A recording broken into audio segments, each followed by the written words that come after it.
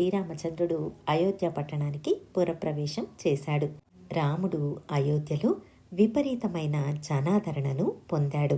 ప్రతి ఒక్కరూ రాముడి గురించి గొప్పగా చెప్పుకునేవారట. చిన్న పెద్ద, స్త్రీలు పురుషులు, పండితులు పామరులు, ఇలా ప్రతి ఒక్కరికి మర్యాదనిస్తూ ఎంతో ఆదరణను చూపేవాడట.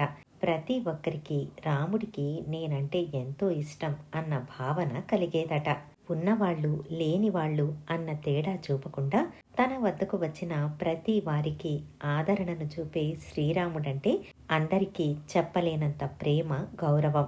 ఇలా ఉండగా ఒకసారి దశరథ మహారాజు తనకు వయసయ్యిందని, ఇక కోశల దేశపు భారాన్ని మోయలేనని ఒక సభను ఏర్పాటు చేసి ప్రజలను, గొప్పవాళ్లను అందరినీ పిలిచి సభను ఉద్దేశించి, నాకు వయసు మళ్ళటం వల్ల ఈ రాజపు బరువు బాధ్యతలను ఇక నా కొడుకైన రాముడికి అప్పగించి అతడికి యువరాజు పట్టాన్ని కట్టి నేను విశ్రాంతి తీసుకోవాలని అనుకుంటున్నాను.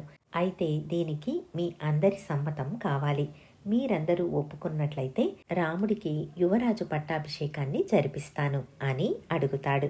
దశరథుడు అడిగిన వెంటనే ప్రతి ఒక్కరూ ఏకకంఠంతో వెంటనే ఆ పని చెయ్యమని తమ ఆమోదాన్ని వ్యక్తం చేస్తారు. అంతమంది ఒక్కసారి హర్షధ్వానాలతో తమ ఆమోదాన్ని తెలిపిన వెంటనే దశరథుడికి ఆశ్చర్యం వేసి, రాముడికి రాజ్యాన్ని అప్పగిస్తానంటే మీరందరూ ఇంత సంతోషంతో ఎంత తొందరగా అయితే అంత తొందరగా చెయ్యమని అడుగుతున్నారు. అంటే నా రాజ్యంలో మీరు ఏదైనా ఇబ్బందులను ఎదుర్కొన్నారా? నా వల్ల ఏదైనా అపకారం జరిగిందా? నేను రాజపదవి నుండి ఎప్పుడు దిగుతానా అని వేచి ఉన్నారా?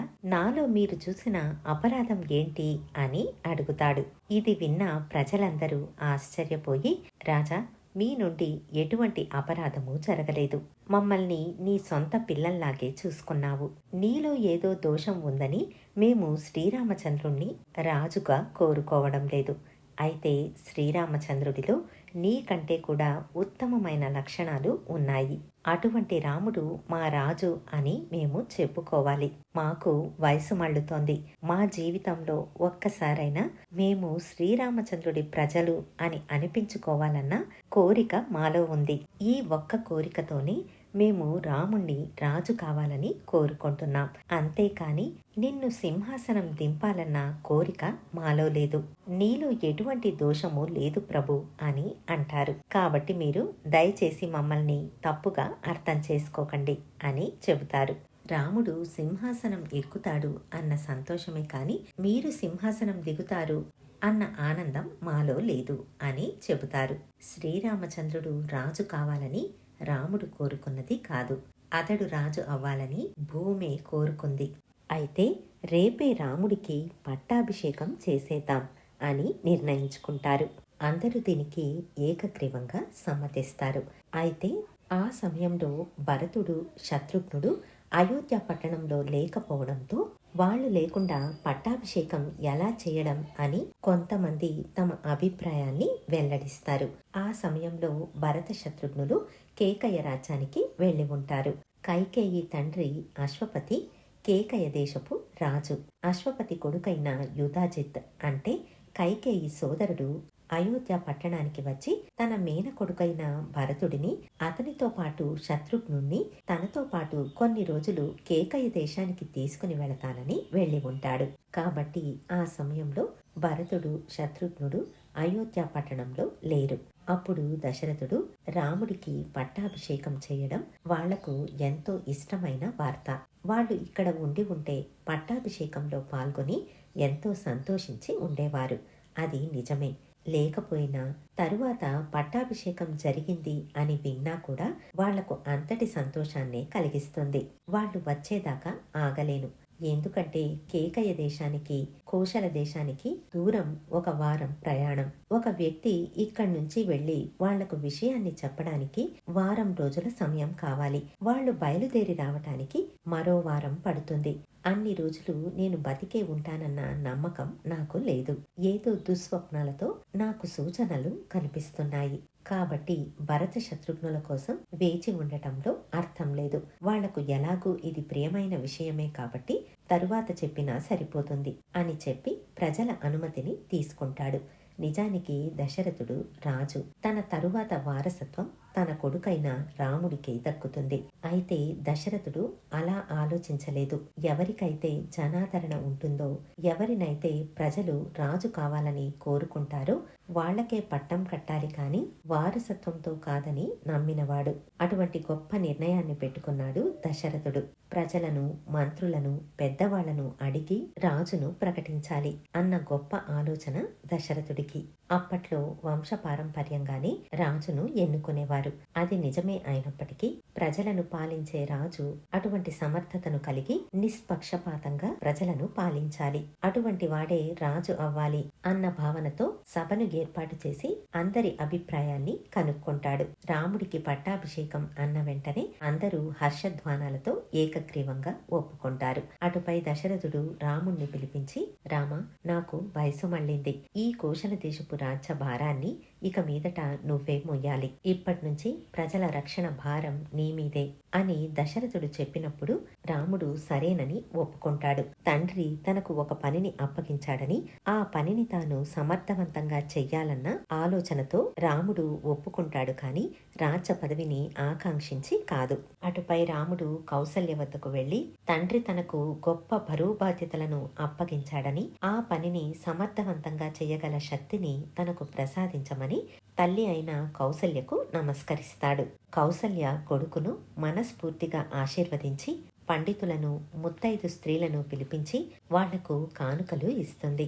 వాళ్ళందరూ శ్రీరాముణ్ణి మనస్ఫూర్తిగా దీవిస్తారు.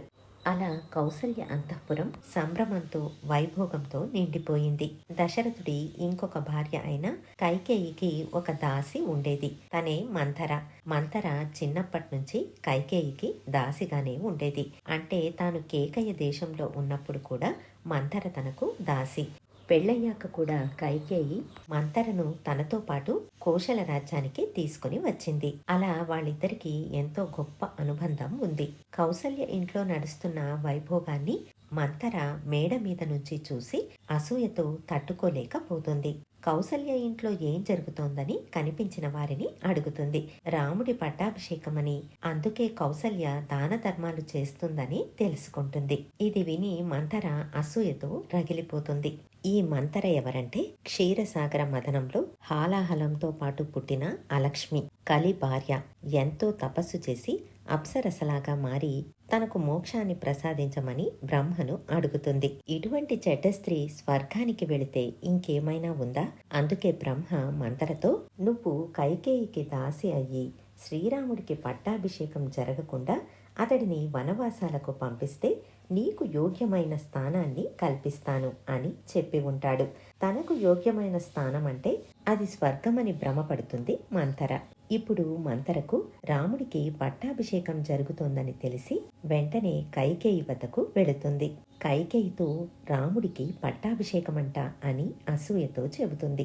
ఇది వినగానే కైకేయి ఎంతో సంతోషపడుతుంది. ఆ ఆనందంలో తాను ధరించిన ఒక ఆభరణాన్ని తీసి, ఎంతటి మంచి వార్త తెచ్చావు, ఈ ఆభరణాన్ని తీసుకో అని మంథర చేతిలో పెడుతుంది. రాముడికి పట్టాభిషేకం అన్న వార్త కౌసల్యకు అంతటి ఆనందాన్ని కలిగించింది. దానికి కారణం రాముడు కౌసల్య కడుపులో పుట్టిన, పెరిగిందంతా కైకేయి వద్దనే. కైకేయికి రాముడంటే ప్రత్యేకమైన అభిమానం. తన చేతిలో పెట్టిన ఆభరణాన్ని మంథర కోపంతో విసిరికొట్టి, ఇలాంటి ఒక కబురును తెస్తే బాధపడకుండా సంతోషిస్తావా? నీ బుద్ధి చెడినట్టుంది. అసలు ఏం జరుగుతోందో నీకు తెలుస్తోందా అని అంటుంది. దానికి కౌసల్య ఆశ్చర్యంతో, రాముడికి పట్టాభిషేకం జరుగుతోంటే నేనెందుకు బాధపడాలి? ఇది ఎంతో సంతోషాన్ని కలిగించే విషయమే కదా అని అంటుంది. దానికి మంథర, ఒకసారి బుర్ర పెట్టి ఆలోచించు. రాముడు రాజైతే కౌసల్య రాజమాత అవుతుంది. కౌసల్య రాజమాత అయితే నువ్వు కౌసల్యకు దాసి కావాల్సి వస్తుంది. దాని గురించి ఆలోచించు. నువ్వెప్పటికీ రాజమాతవు కాలేవు అని ఒక్కొక్క విషయాన్ని చెప్పసాగింది. కైకేయి మొదట్లో కొట్టిపారేసిన వింటూ వింటూ మంథర చెప్పే మాటలన్నీ నిజమే అని అనిపించడం ప్రారంభించింది. కాసేపటికి మంథర మాటల ప్రభావంతో కైకేయి పూర్తిగా మారిపోయింది. ఎలాగైనా సరే రాముడి పట్టాభిషేకాన్ని ఆపాలి, కౌసల్యాదేవి రాజమాత అవ్వకూడదు. అన్న నిర్ణయానికి వచ్చింది. రాముడి పట్టాభిషేకాన్ని ఎలా ఆపిందో మరొక వీడియోలో తెలుసుకుందాం. ధన్యవాదాలు.